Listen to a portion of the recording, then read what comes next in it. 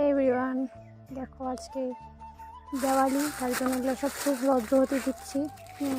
আজকে খেলা হবে রাত্রে। বাবা নিয়ে আসছিল এগুলো সব একটা একটা করে রাখছি, রাত্রিবেলা সব ফুটাবো। মাকে বলছিলাম সকালে রোদ্র দেয়ই নাই, ভাল লাগে না,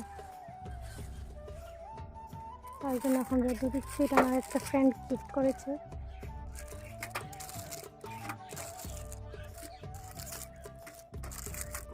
তোমরাও জানাবে আমাদের বাড়িতে কী কী বোম এনেছো দেওয়ালিতে। আমার বম সব মেলা হয়ে গেছে। অ্যাকচুয়ালি আমি এগুলো ফুটাই না, আমি খালি এগুলা ফুটাই। আজকে রাত্রে দেখাবো কেমনে কোনটা ভালো ফোটে। Bye bye.